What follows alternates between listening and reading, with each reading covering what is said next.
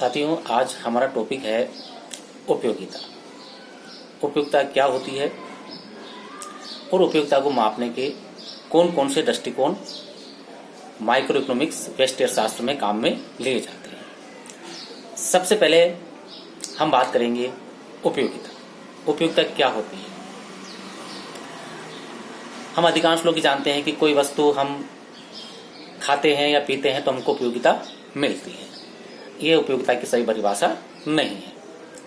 उपयोगिता की सही परिभाषा है किसी वस्तु में आवश्यकता को संतुष्ट करने का जो गुण होता है उसे हम उपयोगिता कहते हैं। एक बार मैं फिर दोहराऊंगा इस चीज को। किसी वस्तु में आवश्यकता को संतुष्ट करने का जो गुण होता है उसे उपयोगिता कहते हैं। उपयोगिता के संबंध में कुछ बातें महत्वपूर्ण हैं। जैसे नंबर 1, उपयोगिता से तात्पर्य हमेशा प्रत्याशित संतुष्टि होता है, न कि वास्तविक संतुष्टि।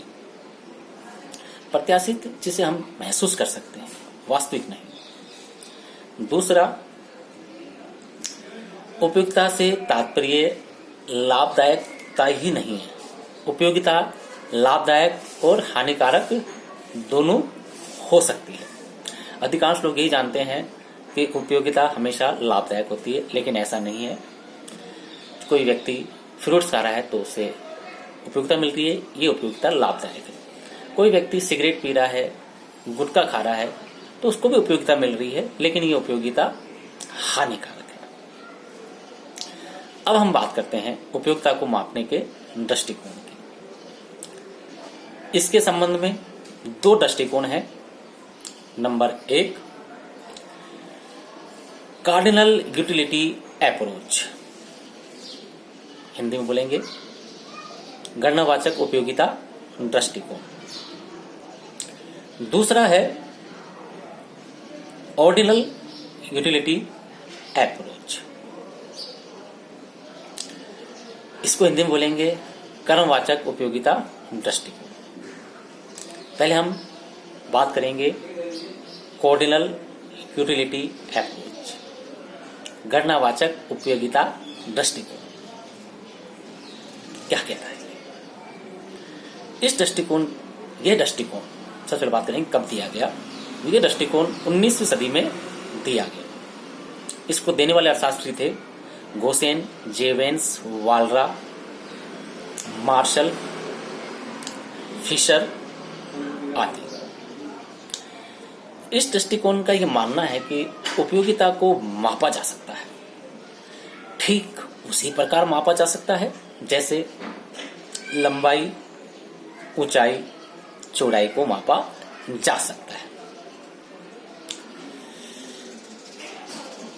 फिशर ने उपयोगिता को मापने की एक इकाई क्वांटम बताई कि इसके द्वारा हम उपयोगिता को माप सकते हैं।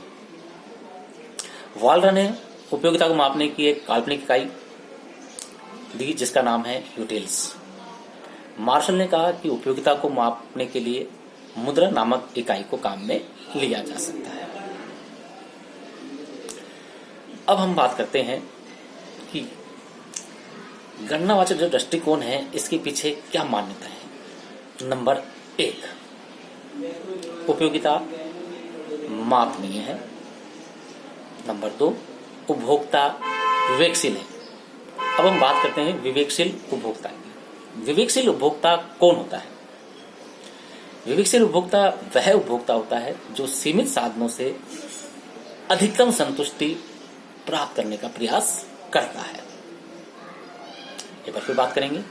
विवेकशील उपभोक्ता वह होता है जो सीमित साधनों से अधिकतम संतुष्टि प्राप्त करने का प्रयास करता है। नंबर 3 मान्यता है मुद्रा की सीमांत उपयोगिता स्थिर रहती है। मतलब इसका अर्थ यह है कि मुद्रा की एक अतिरिक्त इकाई खर्च करने पर भी मुद्रा की सीमांत उपयोगिता स्थिर रहती है। नंबर 4, किसी वस्तु की उपयोगिता विभिन्न वस्तुओं की मात्राओं पर निर्भर करती है। ये थी मान्यताएं। अब हम बात करेंगे गणनावाचक उपयोगिता दृष्टिकोण में उपभोक्ता का साम्य कैसे प्राप्त किया जाता है। गणनावाचक उपयोगिता दृष्टिकोण में उपभोक्ता का साम्य सम सीमांत उपयोगिता नियम के द्वारा प्राप्त किया जाता है। सम सीमांत उपयोगिता का नियम क्या है, अब हम इसके बारे में बात करेंगे। सम सीमांत उपयोगिता का नियम यह बताता है कि जब उपभोक्ता की आय दी हुई है और उपभोक्ता को विभिन्न वस्तुओं की कीमतों के बारे में जानकारी है, तो उसे अपनी आय को विभिन्न वस्तुओं पर इस प्रकार व्यय करना चाहिए कि प्रत्येक वस्तु पर अंतिम रुपया खर्च करने से मिलने वाली सीमांत उपयोगिता समान हो जाए। एक बार फिर, उपभोक्ता की आय दी हुई है और उसे प्रत्येक वस्तु की कीमत की जानकारी है, तो उसे अपनी आय को विभिन्न वस्तुओं पर इस प्रकार व्यय करना चाहिए कि प्रत्येक वस्तु पर अंतिम रुपया खर्च करने से मिलने वाली सीमांत उपयोगिताएं आपस में बराबर हो जाए। ये था गणनावाचक उपयोगिता दृष्टिकोण में उपभोक्ता का साम्य प्राप्त करने का नियम। अब हम आगे बात करते हैं गणनावाचक उपयोगिता दृष्टिकोण की आलोचना है। इस दृष्टिकोण की आलोचना की गई क्योंकि प्रथम बार आया था। ये पहली आलोचना यह की गई कि उपयोगिता की गणनावाचक मान्यता सही नहीं है, उपयोगिता को मापा जा सकता है, ये एक सही चीज नहीं है। दूसरा, मुद्रा की सीमांत उपयोगिता स्थिर रहे, यह सही नहीं है। तीसरी चीज, यह दृष्टिकोण कीमत प्रभाव को आय प्रभाव और प्रतिस्थापन प्रभाव में बांटने में असमर्थ रहा। चौथी चीज, ये दृष्टिकोण गिफिन वस्तु के बारे में नहीं समझ और समझा पाया। अब इसके बाद हम बात करते हैं कर्मवाचक दृष्टिकोण, ऑर्डिनल अप्रोच।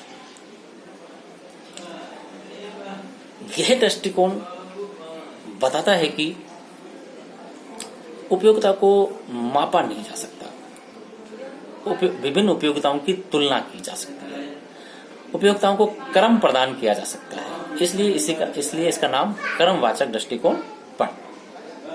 इस दृष्टिकोण को उदासीनता वक्र दृष्टिकोण भी कहते हैं। सर्वप्रथम एजवर्थ ने उदासीनता वक्रों की तकनीक का आविष्कार 1881 में किया। सर्वप्रथम स्लट्सकी ने 1915 में कीमत प्रभाव को आय प्रभाव और प्रतिस्थापन प्रभाव में बांटा। फिर यही कार्य 1939 में J.R. हिक्स और R.G.D. एलन ने किया, कीमत प्रभाव को आय प्रभाव और प्रतिस्थापन प्रभाव में बांटने का कार्य।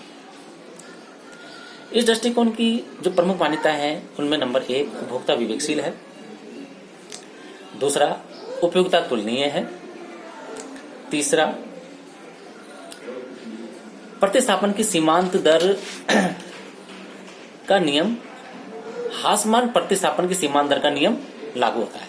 इसका अर्थ यह है कि एक वस्तु की अतिरिक्त मात्रा प्राप्त करने के लिए दूसरी वस्तु की मात्रा को घटाना पड़ता है। चौथी मान्यता है एक वस्तु कुल उपयोगिता विभिन्न वस्तुओं की मात्राओं पर निर्भर करती है। पांचवा, उपभोक्ता का व्यवहार संगत और सकर्मक होता है। संगत का मतलब ये होता है यदि उपभोक्ता ए को बी से अधिक पसंद करता है तो वो बी को ए से अधिक पसंद नहीं करेगा। फिर देखें संगत व्यवहार, यदि उपभोक्ता ए को बी से अधिक पसंद करता है तो बी को ए से अधिक पसंद नहीं करेगा। सकर्मक व्यवहार, यदि उपभोक्ता ए को बी से और बी को सी से अधिक पसंद करता है तो वह ए को सी से भी अधिक पसंद करेगा। एक बार फिर देखें, यदि उपभोक्ता ए को बी से अधिक पसंद करता है और बी को सी से अधिक पसंद करता है तो वह ए को सी से अधिक पसंद करेगा। अब हम बात करते हैं कर्मवाचक दृष्टिकोण में उपभोक्ता का साम्य। कर्मवाचक दृष्टिकोण में उपभोक्ता का साम्य दो चीजों से प्राप्त किया जाता है। पहला उदासीनता वक्र, दूसरा कीमत रेखा। उदासीनता वक्र क्या बताता है, किसे कहते हैं उदासीनता वक्र? उदासीनता वक्र दो वस्तुओं के उन विभिन्न संयोगों को बताता है जिनसे उपभोक्ता को समान संतुष्टि मिलती है। उदासीनता वक्र दो वस्तुओं के उन विभिन्न संयोगों को दर्शाता है जिनसे उपभोक्ता को समान संतुष्टि प्राप्त होती है। ऊंचा उदासीनता वक्र नीचे उदासीनता वक्र की तुलना में अधिक संतुष्टि को दर्शाता है। अब बात करते हैं हम कीमत रेखा। कीमत रेखा दो वस्तुओं के उन विभिन्न संयोगों को दर्शाती है जिन्हें उपभोक्ता दी हुई आय और दी हुई कीमतों से खरीद सकता है। एक बार फिर बात करते हैं। कीमत रेखा दो वस्तुओं के उन विभिन्न संयोगों को दर्शाती है जिन्हें उपभोक्ता दी हुई आय और दी हुई कीमत से प्राप्त कर सकता है। अब उपभोक्ता का साम्य कहाँ प्राप्त होता है? जहां कीमत रेखा उदासीनता वक्र को स्पर्श करती है उस बिंदु पे उपभोक्ता का साम्य होता है। फिर बात करते हैं, जहां कीमत रेखा उदासीनता वक्र को स्पर्श करती है वहां उपभोक्ता का साम्य होता है। आज हम बात करेंगे इतनी ही, फिर नेक्स्ट टाइम हम इससे आगे की चर्चा करेंगे। धन्यवाद।